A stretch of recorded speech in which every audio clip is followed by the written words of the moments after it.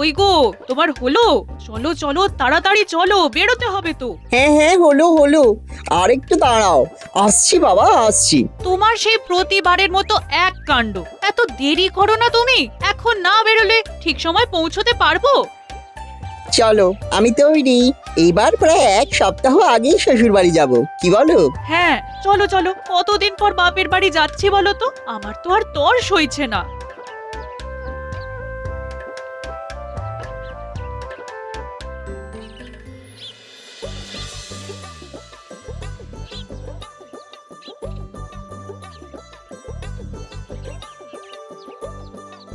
মা, মা, দেখো, এবার আমরা এক সপ্তাহ আগেই চলে এসেছি। তুমি বারবার বলো না এত কম সময়ের জন্য আসি, তাই এবার তাড়াতাড়ি চলে এলাম। ও মা, এই দেখো দেখো দেখো কে এসেছে, হ্যাঁ? আমার তো দেখেই মনটা ভরে গেল। আয় আয় আয় আয়, এসো বাবা, এসো ঘরে এসো। মা, এবার কিন্তু অনেক রকম খাবার খাবো। একেবারে কবজি ডুবিয়ে। তবে আজ চিংড়ি মাছের মালাইকারি খেতে খুব ইচ্ছে করছে। এবারে তো আমি একেবারেই খাটবো না, সব সময় আমি একাই খেতে বলি, আর উনি শুধু হুকুম করেন। মেয়ে জামাইটা তো ওনারও নাকি। কি হলো মা, চুপ করে আছো কেন? কি ভাবছো এত? আচ্ছা বাবা, আচ্ছা, এই তাই হবে তাই হবে। বাড়িতে তো চিংড়ি নেই। মিনুর বাবা আসুক, এলেই আমি বলছি বাজার থেকে বড় বড় দেখে চিংড়ি কিনে আনতে। হ্যাঁ আচ্ছা মা, এবার তাড়াতাড়ি এসেছি যখন, বহুদিন হলো কৃষ্ণনগরটা ঘুরে দেখা হয়নি। এবার তাহলে ঘুরে ঘুরে একটু নিজেদের মতন করে সময় কাটাবো। হ্যাঁ বাবা, হ্যাঁ, নিশ্চয়ই নিশ্চয়ই। এখন আপাতত বিশ্রাম নাও, অনেক দূর থেকে এসেছো। হ্যাঁ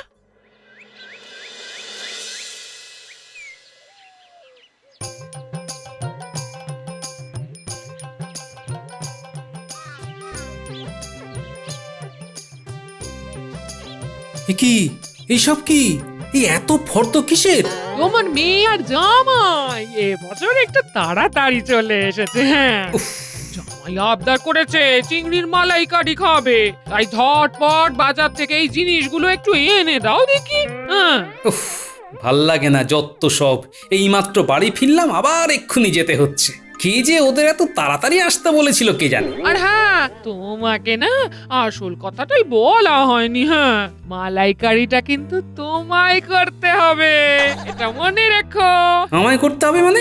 তার মানে তুমি বলছো আমি সারাদিন রাজবাড়ি থেকে খেটে এসে আবার চিংড়ি মাছের মালাইকারি রাঁধবো? মানে এটাই যে প্রতিবার মেয়ে জামাই এলে আমাকে হাড় মাস কালি করে খেটে যেতে হয়, আর তুমি পায়ের ওপর পা তুলে হুকুম করো। জামাইটা তুমি না বাবা জীবন সেটা বোঝা যায় না। এইবার তা হবে না, বুঝেছো? তুমি যে রান্না করতে পারো না তা তো নয়, বিয়ের প্রথম প্রথম আমাকে তো বেশ রান্না করে খাওয়াতে। এখন পুরনো হয়ে গেছি বলে একদিনও আমাকে রেহাই দিতে নি। এ তো মহা মুশকিলে পড়া গেল দেখছি। সারাদিন এত খেটে খুটে এসে আবার জামাইয়ের জন্য রাতে খাটতে বসতে হবে। উফ, সংসার তো নয়, যন্ত্রণা যন্ত্রণা। যন্ত্রণা কিছু না, এবার থেকে তোমাকেই এই কটা দিন রান্না করে খাওয়াতে হবে। হ্যাঁ, আমি অনেক হেসেল ঠেলেছি বাবা। ওহ,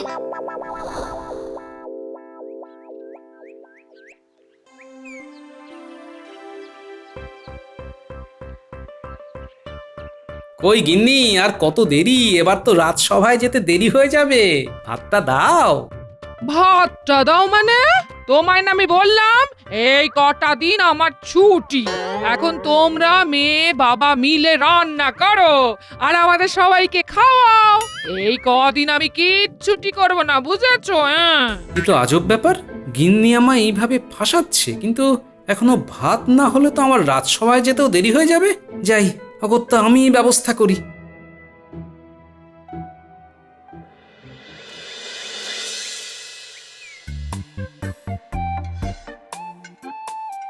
বাবা, আপনি রান্না করছেন?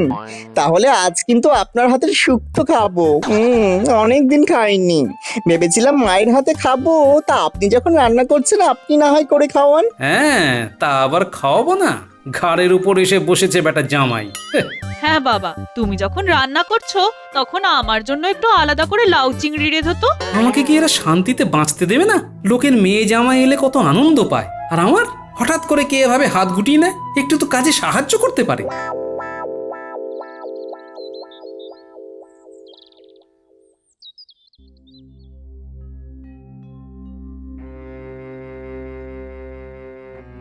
কি হে গোপাল, তোমার মুখের এই অবস্থা কেন?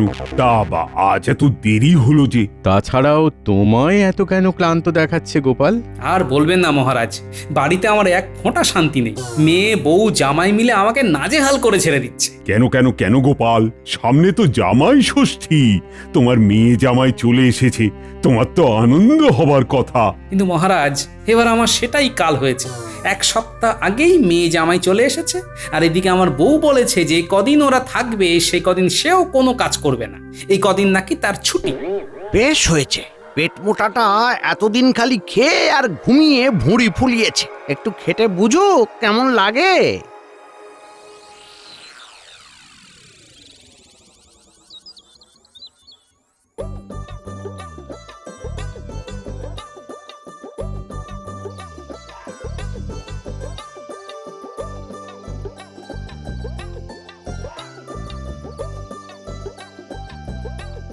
কই গিন্নি, খেতে দাও, বড্ড খিদে পেয়ে গেছে।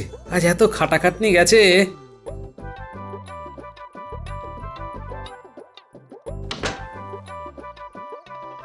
খেতে দাও মানে? হ্যাঁ?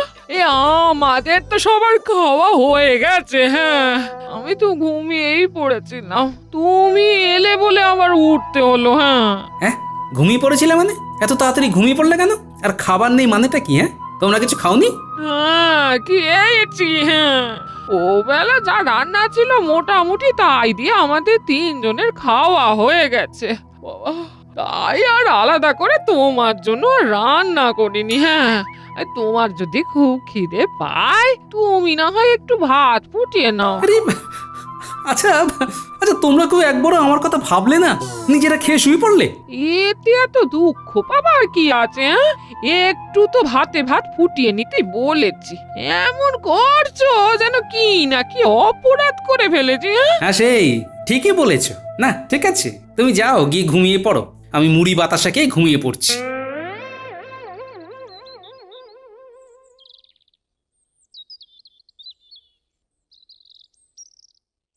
বাবা, আমার না অনেক দিন থেকে আমের আচার খেতে ইচ্ছে করছে। কেন, তোর মাকে বল না, বাড়িতেই তো আমের আচার আছে। না না, যে আচার ছিল না সেটা তো 3 দিন আগেই শেষ হয়ে গেছে। হ্যাঁ, ও আচ্ছা, ঠিক আছে। তাহলে একটা কাজ করো না বাবা, আমাদের আম গাছ থেকে বরং আম পেড়ে আমায় আচার বানিয়ে খাওয়াও। আরে, আমি এখন আচার বানিয়ে খাওয়াবো? আমার কি আর কোনো কাজ নেই? পারবে না কেন? নিজের মেয়ে একটু আবদার করে আচার খেতে চাইছে, সেটা তুমি দিতে পারবে না?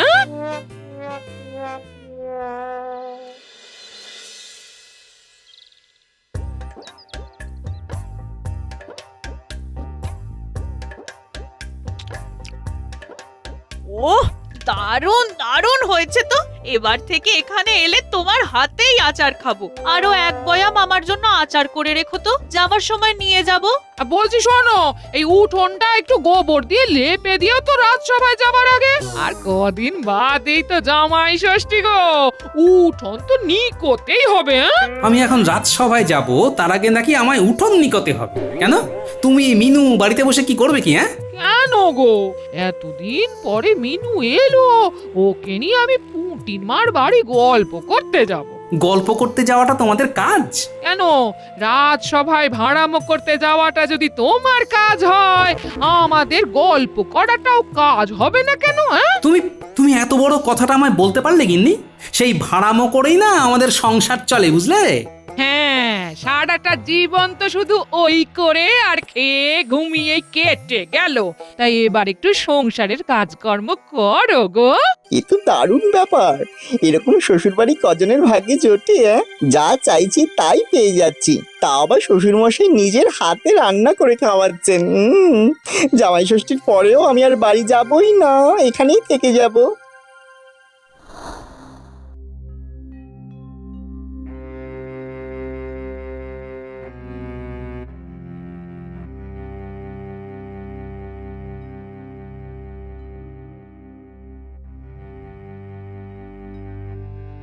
দাদু, তোমার এত কষ্ট কিসের গো?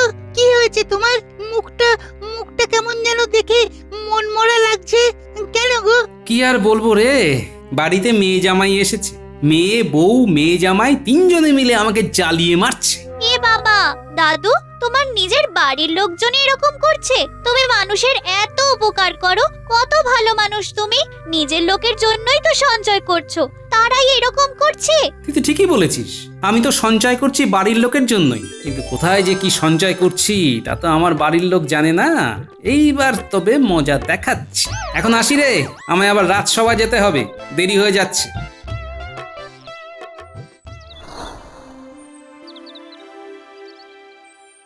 কি হে গোপাল, এখন তোমার বাড়ির অবস্থা কি? এখনো কি সেই একই অবস্থা চলছে নাকি? তা মুক্তির উপায় কিছু পেলে? উপায় একটা পেয়েছি মহারাজ, তবে আপনার একটু সাহায্য লাগবে। হ্যাঁ হ্যাঁ, নিশ্চয়ই। কি সাহায্য লাগবে বলো? আমার একজন পেয়াদাকে একটু লাগবে মহারাজ। তাকে ঠিক যেমনটি বলবো, আমার বাড়িতে গিয়ে আমার অবর্তমানে তাকে তেমনটি বলে আসতে হবে। ই আর এমন কি গোপাল, সেনাপতি যাও তো, গোপালের কাছে একজন পেয়াদাকে নিয়ে যাও। গোপাল যেমনটা বলছে সেই পেয়াদাকে ঠিক তেমনটাই করতে বলো। আচ্ছা মহারাজ, চলো চলো গোপাল। যা বললাম ঠিক ঠিক বুঝতে পেরেছো তো? আগে পেরেছি, ঠিক মতো করে বলতে পারবে তো? খুব পারবো। বাহ, খুব ভালো। তাহলে এখন বাড়ি ফিরে যাও, আমি কিছুক্ষণ এই গাছতলাতেই বিশ্রাম নিই। খেটে খেটে গা গতরে সব ব্যথা ধরে গেছে। কাল সকালে আমি রাজসভায় আসার পর আমার বাড়ি গিয়ে যেমনটা বললাম ঠিক তেমনটা করে বিকেলে এসে আবার এইখানে আমার সঙ্গে দেখা করবে, বুঝেছো? যে আগে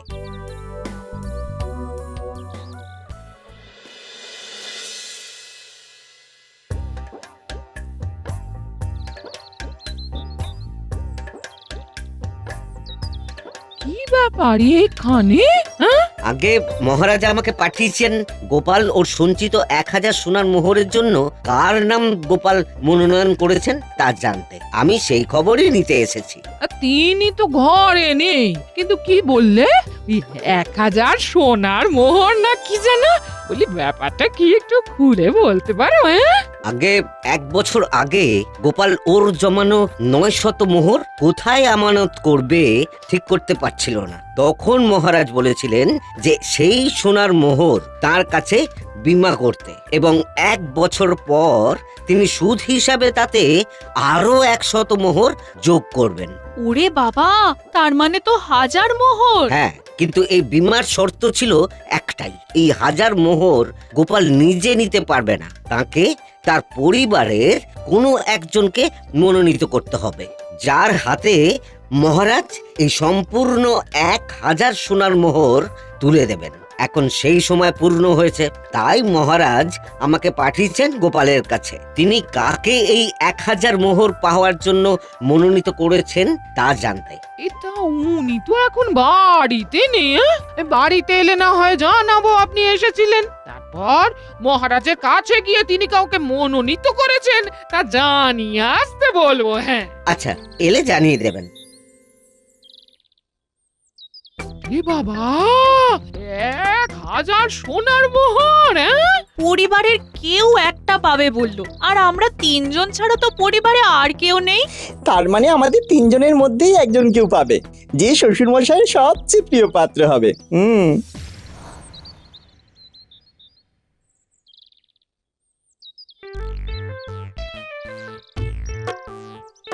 কে হলো গিন্নি, চোখে মুখে এত খুশি? তুমি নাকি শুনলাম বীমা করিয়েছো? হ্যাঁ, সে তো 1 বছর আগেই করিয়েছিলাম। অনেকগুলো টাকা পাবে বলো? হ্যাঁ, তা অনেকগুলো টাকাই পাবো, ভাড়ামো করেই টাকাগুলো জমানো কিনা। আর ভাবছি টাকাগুলো পেলে আমি অন্য জায়গায় গিয়ে বাড়ি করে থাকবো, বুঝলে? কারণ এখানে তো আমার কেউ আর দেখভাল করছে না, কেটে কেটে ক্লান্ত হয়ে যাচ্ছি, আর পারছি না, বুঝলে? এ মা, তুমি কেন কাটবে? আমি আছি কি করতে? আমি না তোমার বউ?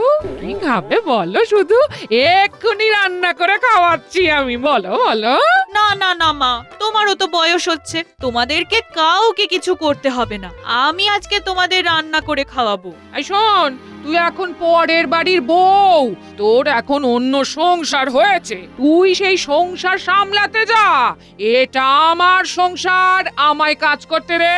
হ্যাঁ। কেন মা, এটা কি আমার বাড়ি নয়? আর বাবাকে আমি রান্না করে খাওয়াতে পারবো না? আচ্ছা আচ্ছা, তোমরা তো ঝগড়া করছো কেন?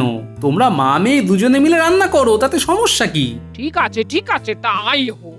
আমরা দুজন মিলে আজকে তোমার জন্য রান্না করছি। হ্যাঁ।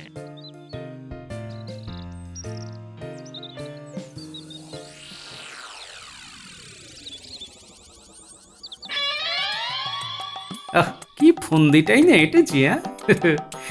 এতদিনের এত কষ্টের একটু উপশম হলো বাবা, জমিয়ে খাই। উম, উম, উম। কাল তো জামাই ষষ্ঠী, আমার আর বাজার যেতে ইচ্ছা করছে না, বুঝলে? কালকে বিমার টাকাটা পেয়ে গেলেই চলে যাও, এখানে তো আমাকে আর কেউ খাওয়াবে না। কেন বাবা, আমি তো আছি, আমি সব বাজার করে আনবো, আপনি এত চিন্তা করছেন কেন?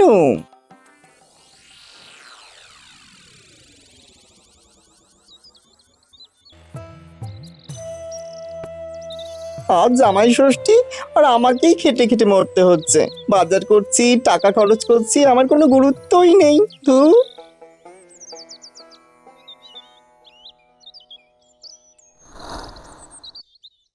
গোপাল, বাড়ি আছো? হ্যাঁ বলো, কি ব্যাপার?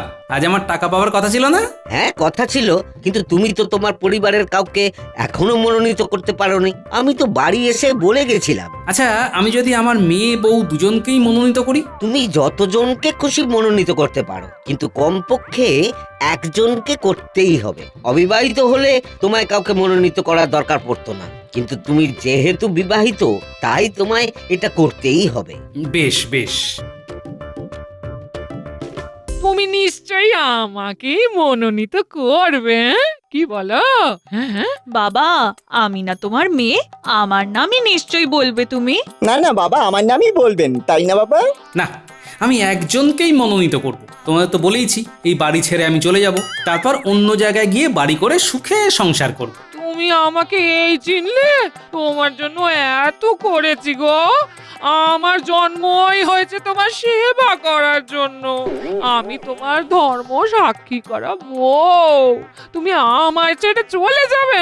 হ্যাঁ, সেসব কথা পরে ভাবা যাবে, এখন আমার রাজসভায় যেতে হবে, আমি চললাম। বুঝলি মিনু, টাকার 50 ভাগ আমি নেব, আর তুই আর জামাই দুজনে 25 করে নিবি, কেমন? হ্যাঁ, ঠিক আছে।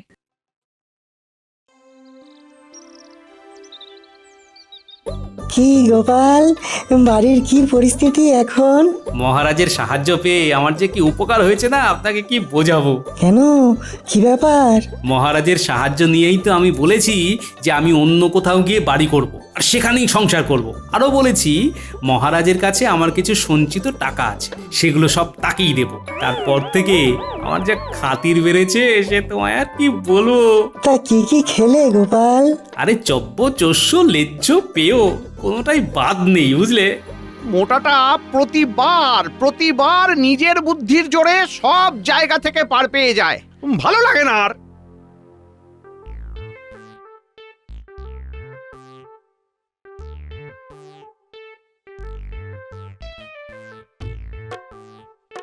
তুমি আমার টাকাটা নিয়ে এসেছো? হ্যাঁ, না, আমি টাকা আনিনি, একটু পর পেয়াদা এসে টাকা দিয়ে যাবে। ও আচ্ছা।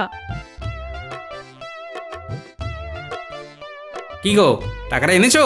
না না, আসলে একটু গন্ডগোল হয়েছে গোপাল। তোমার পাওনা টাকাটা তুমি 1 বছর পরে পাবে। আমাদের সময়ের হিসাবে একটু গন্ডগোল হয়ে গেছে। তুমি 1 বছর পরে ঠিক সময়ে টাকাটা পেয়ে যাবে, আর তার সাথে আরো অনেক বেশি সুদও পাবে। ও আচ্ছা, ঠিক আছে, আমাদের কোনো তাড়া নেই।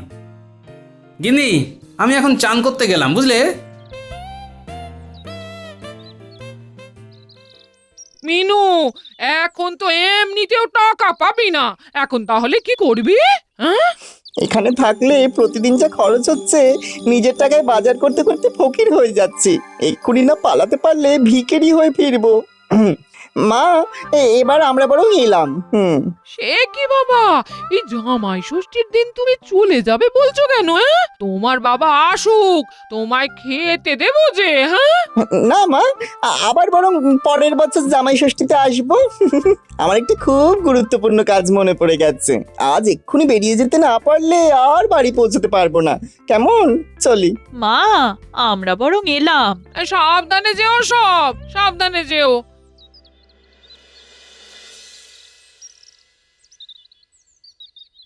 কই গিন্নি, মেয়ে জামাই কোথায়? মেয়ে জামাইয়ের একটু তাড়া ছিল বুঝলে, তাই ওরা হন্তদন্ত হয়ে বেরিয়ে গেল। হ্যাঁ ও আচ্ছা, তা আজকে কি রাজসভায় যাওয়ার আগে খাবার পাবো নাকি?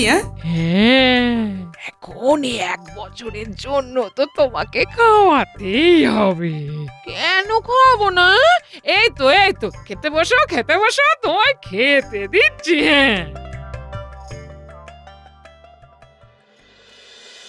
এই নাও ভাই, 2টো মোহর। তুমি আমার যে উপকার করলে, তুমি না থাকলে জামাই বিদায়ও হতো না, আর গিন্নিও আমাকে খাটিয়ে খাটিয়ে মান। তোমার জন্য এই যাত্রায় রক্ষা পেয়েছি, বুঝলে? তুমি এত বড় একটা কাজ করতে পারলে? তোমায় এত খাতির যত্ন করলাম, আর তুমি আমাদের এইভাবে ঠকালে? তোমার তো এটাই দায়িত্ব, আমার সেবা করা। তা না করে যদি তুমি এরকম ভাবে আমায় অত্যাচার করো, তাহলে তো আমায় বুদ্ধির আশ্রয় নিতেই হয় গিন্নি। বেশ, ঠিক আছে ঠিক আছে, তুমি থাকো তোমার সংসার নিয়ে, আমি আজই বাপের বাড়ি চলে যাচ্ছি। ঠিক আছে, যাও। আমিও তাহলে অন্য আরেকজনকে বিয়ে করে ফেলবো। করাচ্ছি তোমার সংসার, করাচ্ছি। আমি কোথাও যাব না, এখানে থেকে তোমার হাড় মাস জ্বলিয়ে খাবো। তা তো আমি জানি গিন্নি, যতই তুমি আমার উপর রাগ করো না কেন, আমায় ছেড়ে তুমি আর কোথাও থাকতে পারবে না। এবার একটু হাসো, মুচকি করে, মিষ্টি হাসি।